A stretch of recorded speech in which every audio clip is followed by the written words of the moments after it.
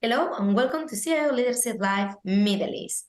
Today our guest is Wissam Aldani, Chief Information Officer at ADES Holding. Hello Wissam, how are you? Hi, Andrea. How are you? It's a pleasure All meeting you. good. Thank you so much for joining us at CIO Leadership Live. A lot of things to discuss because, well, for those who don't know Wissam, you have been in different industries before joining others.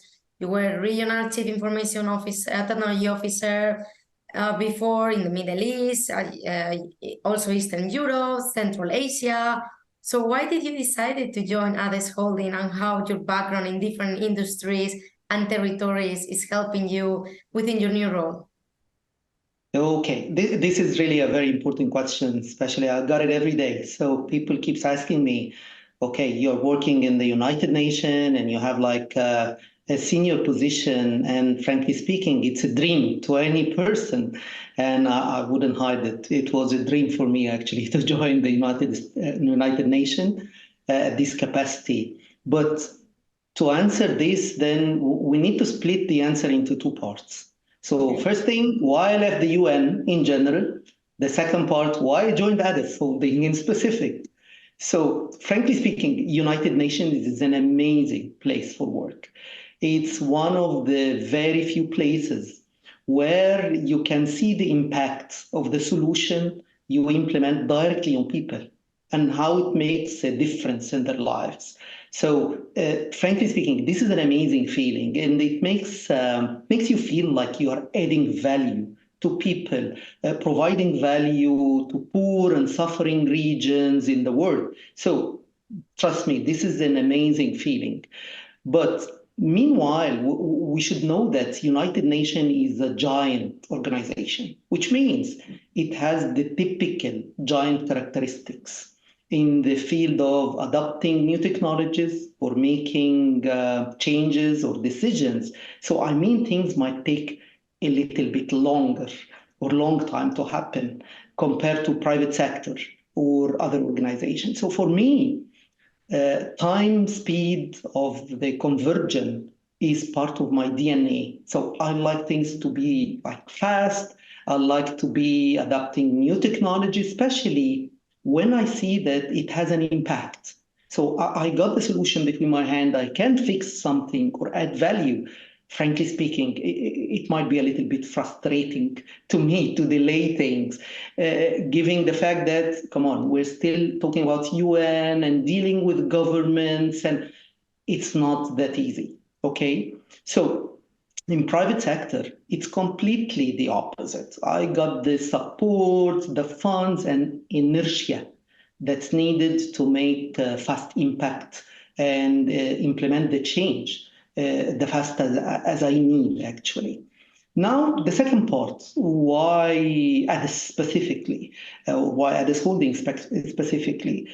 Frankly speaking, simply, it's the perfect place for me. I can make the difference, add the value, capitalizing on my technology know-how. In other words, it's the perfect place for me to make a difference. So I got all the needed support, understanding, cooperation, either from my team, management, or business user. So for me, if I wouldn't be joining ADIS, I think I would be staying in the UN to cut it short.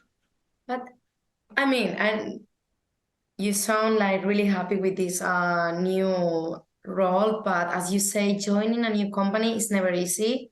So what were the challenges you needed to face when you first joined others? Okay. In my opinion, IT on a customer side had like two main objectives. Number one, using technology to help employees doing their job in a more efficient and productive way, which is what we call automation. The second use of technology is to drive more revenue streams to the company, making more direct saving or changing customer experience, which is what's called digital transformation. And in these two words, people are just making a lot of conflict. What's called automation, what's called digital transformation. Regarding challenges, I usually see two major categories of challenges. General challenges, which is I face, or actually it exists in every organization I join, despite its industry. So, number one, you need to change the business perception about IT. Either if it's and usually when I join a place, usually they are looking for someone to make a difference and change. So they are facing problems and they need someone to change. So number one, you need to change the perception, expectation, elevate the level of the expectations from the IT. Number two challenge is making an impact in the industry itself, not just the company. You need to make something different. It's not helping your company, it's making a change in the industry itself, how the way they perceive IT, how the way can help the industry itself. And other challenges, which we call it an industry-specific challenges. So oil and gas in specific is lagging behind in technology due to the low investments during the last decade, when we used to have like COVID and the low prices of the oil. So all these things impacted massively in the investment in the oil and gas in the previous period. But today, things are changing. Mm-hmm. You know that people are expanding in oil and gas. There is a huge need for energy. And the industry itself, it's become eager to be fully automated and rely more on technology to streamline the operation and ensure higher level of safety for the employees and minimize the carbon footprint for the industry itself. So I can just put the industry-specific challenges from the technology perspective into like 3 points. Number one is something related to the communication and connectivity, because as you know that most of our the rigs, operating rigs in the middle of nowhere, in the middle of the sea, in the middle of the desert, where you don't have almost any kind of communication. So surprisingly, and I can tell you that right now, that communication, which is now it's not a challenge to most of the industries. In our industry, it's a great challenge. Number two is the tough environment, which requires industry-specific devices. And it's completely different than other industries. And the third challenge that I face in this industry, the limited industry know-how to most of the vendors. So it's very unique. You find a vendor who got solutions that designed for oil and gas. Very rare. It's not like the medical and industry or manufacturing. You find plenty of vendors who work and provide a solution to this. Oil and gas is a little bit limited. So all these things puts a pressure on any technology decision maker on how he or she can provide solution, can help the industry. So it's really challenging.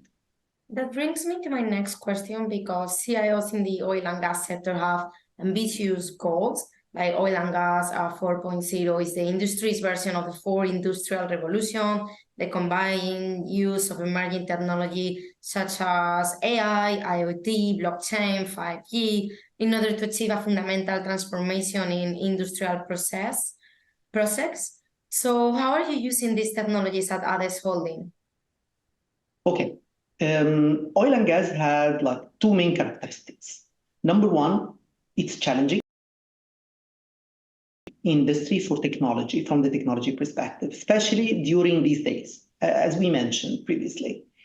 Investment is just pumping in, and you have plenty or enough investments in enough funds, and there are a lot of effort or tendency for expansion in the market, need for energy, as we mentioned. So, and as well, there is like a tendency to produce like a lower cost oil barrel in a much safer way and cleaner environment.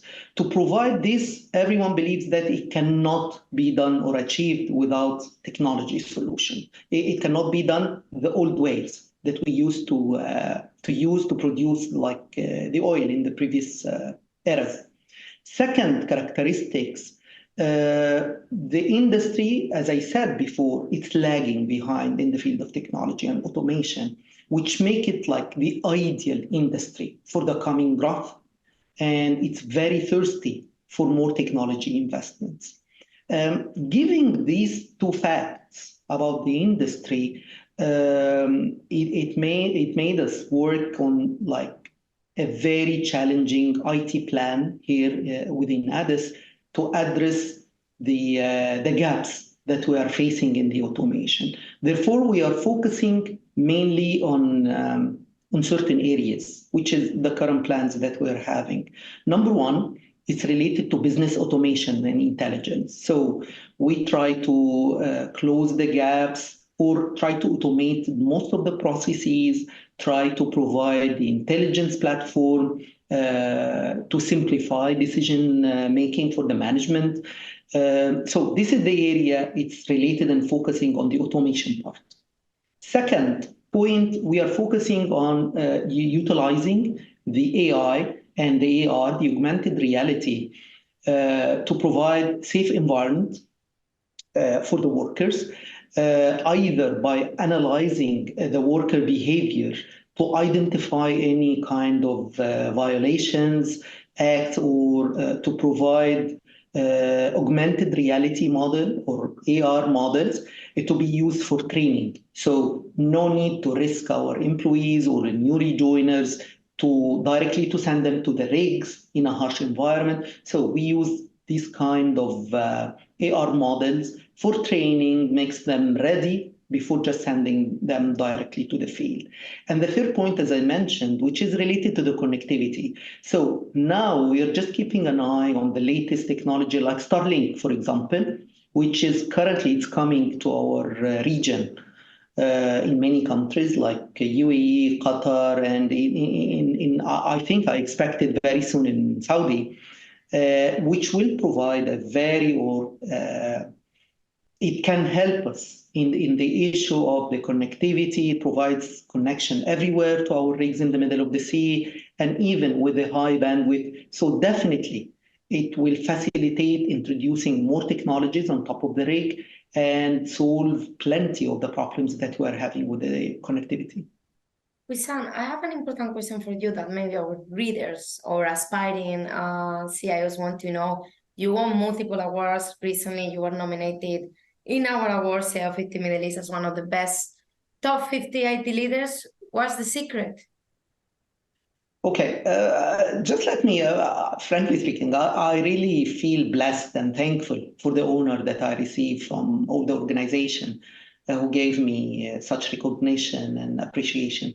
It's very important for anyone to feel the recognition for his or her efforts, especially when it comes from an external party like CIO 50 or something like that, as it shows more transparency and trust in the award itself. It's not coming from inside.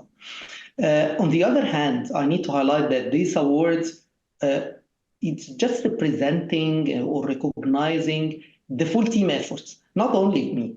Okay, yes, I'm representing the IT at the end of the day, but frankly speaking, it recognizes a team effort. It's not only Wissam at the end of the day. So back to your question, I simply answer it for saying the following recipe to achieve this. Number one, as I said, it's all about the team. So having a proper team working with you who shares the same vision, same values. This is really important. Number two, you must have like a clear vision that serves the corporate main objectives. So you need to align the IT vision with the corporate objectives in order to achieve like what's needed for the industry and the company itself. Number three, you need to have like a clear and well-controlled plan to achieve these goals. And finally, the most important point is that you should not be working for the sake of just getting an award. Simply, you need to work to make a difference in the people's life and think every day on how can you just make an impact in your organization. automatically, trust me, you will be receiving more than this. Let me tell you also a nice thing about you. If you LinkedIn Wissam, the first thing you will read is proud father. So as a chief information officer, how do you educate your kids in this world in which technologies such as AI or social media are becoming dangerous in some aspects? Okay, I really like this one. And see, it's very important to me because it addresses my main objective in life, which is being a proud father by raising good kids who can just add value to their community and the country where do they live. Frankly speaking, given the fact that we are living in a very tough era, which is full of social media, plenty of materials that's coming directly to you without any regulations, filtrations, which make it a challenging situation, actually. As a father raising three little princesses, in this era, it's not an easy job. While being bombarded every day with new social media application or platform that talks directly to your daughters with no regulation or control. So you need to work with different, how I say it, strategies depending on the age of your daughter and son. So number one strategy is close monitoring, which could be done with your young kids.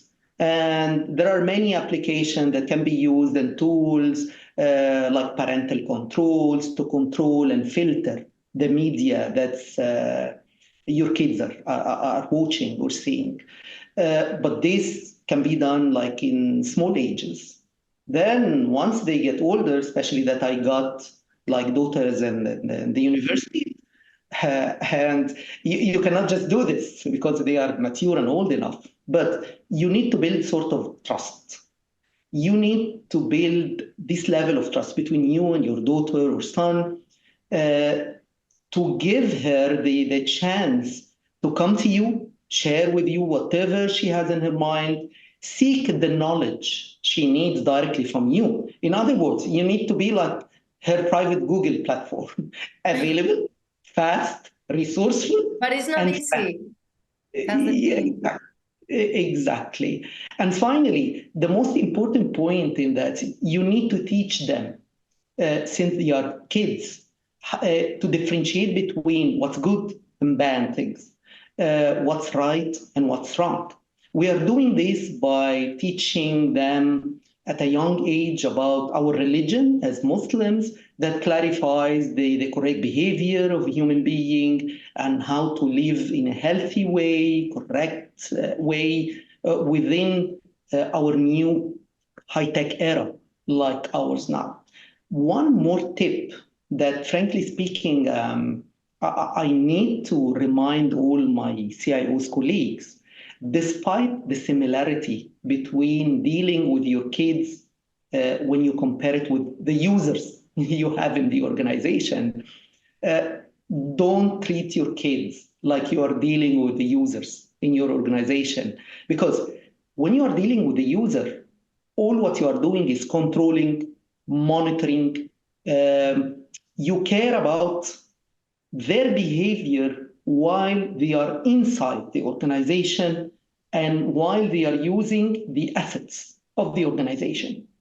Once they are out in their homes, you don't care as long as they are away from the organization. It's completely the opposite with your kids because you care more about what they are doing, their behavior while they're out of home, while they are away from you, because you can simply control their behavior while they are next to you.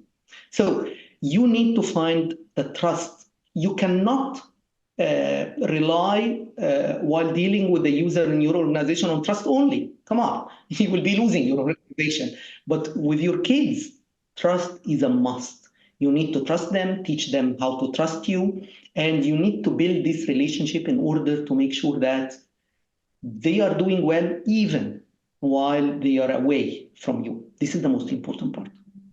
Wissam, thank you. Thank you so much for your time, even especially this last question. Sometimes I think it's important not to talk only about what is being a CIO, what is about your new role, the company, everything. We really appreciate that you have been super honest and open with the last question. I think every question, everything, everything is important. So thank you so much for joining CIO Leadership Live Middle East. Thank you, Andrea. Thanks. It was always a pleasure actually being with you, and thank you for the interview. It was a pleasure.